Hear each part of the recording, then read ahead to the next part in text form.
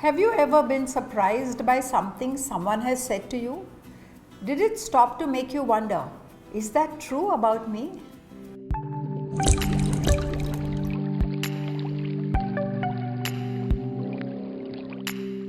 Welcome to Navigate with Kalpana. We are sometimes surprised when we hear things about ourselves. It could be a compliment. You're really funny. You look beautiful in that color. It really works for you. I really liked what you said at the meeting. It clarified a lot of things for me. Or, you seem to be in a really bad mood today. It might make you pause for a moment and think, really? Because at that moment, we may not be identified with that quality. Even as mature, aware individuals, we sometimes do not really know important things about ourselves. Let me tell you about a true and yes, somewhat extreme example. Years ago, I attended a yoga class where one of the participants was obese, well over 450 pounds. She was quiet in a corner and did whatever she was able to. After a few months, I suddenly noticed that she had lost some weight and was continuing to do so quite rapidly thereafter. I became curious about her and asked her to share her story, which she was very happy to do.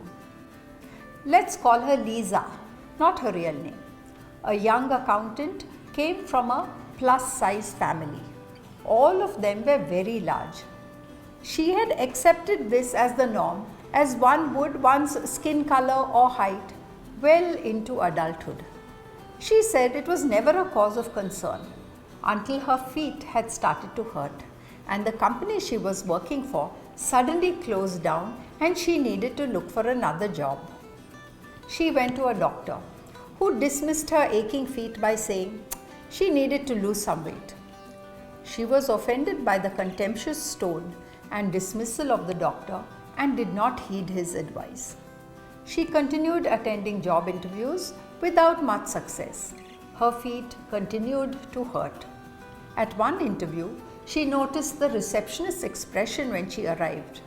A few minutes later, a young man stepped out of his office, glanced in her direction, and disappeared back in. After a quick call, the receptionist said, "Sorry, but the post is no longer available." That same evening, Lisa visited a chiropractor who, with great care and attention, examined her foot, suggested many ways in which she could ease the pain, including the need to lose weight. That night, Lisa finally had to accept that the job was not available to her because of her body size. These two incidents, coming close together, and the urgent need for a job, compounded with the need to ease the pain, made Lisa wake up to the possibility that she was hugely overweight. I was shocked by her story. Lisa is young, intelligent, well-educated, responsible girl living in one of the fittest body-conscious cities in North America. She was also over 450 pounds. How did she not know she was overweight? Lisa said that there had never been a need to question her body size before that. Being the smart, sensible person she was, Lisa joined Weight Watchers and an exercise class she could afford where the instructor would not shame her. She started losing weight rapidly. She told me, "I am an accountant. I understand numbers. Once I was introduced to the concept of calorie counting, I knew exactly what I do. I now count my calories." Thereafter, Lisa's life changed in many ways. She was excited by her new awareness and called her parents to tell them about it. After the initial excitement, the following call was greeted with, "Enough about that. Soon you'll be telling us to go on your diet." That disappointed her. One day, Lisa overheard her friend and roommate telling her parents very excitedly over the phone, "Guess what? Lisa's finally on a diet."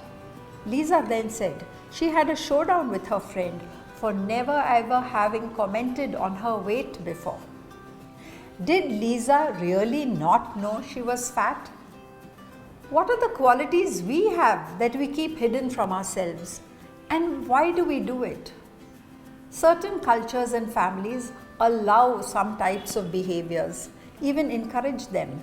We, as members of the culture, do not have the opportunity to take time out to examine them. It is only in times of duress, as in Lisa losing her job and her aching foot, do we pause to take stock of who we are, what we are doing, and why we are in the place we are in today. The doctor gives many of us a wake-up call and suggests lifestyle changes if you want to continue to enjoy good health. Our personal relationships may shock and surprise us out of a stupor.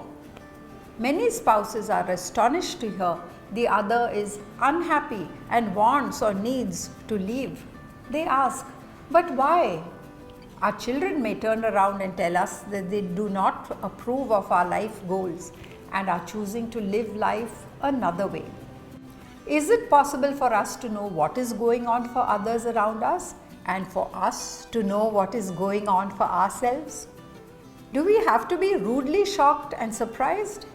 Is there another, better, gentler way? How can we do this? When should we do this? Why bother if all is going well? It's true that if you're comfortable in your life and all is good, you sleep well at night and are in good health, there is no need. But if you are faced with difficulties and nagging issues that make you restless and disenchanted with life, take a good hard look at the mirror. It may well be worth the effort.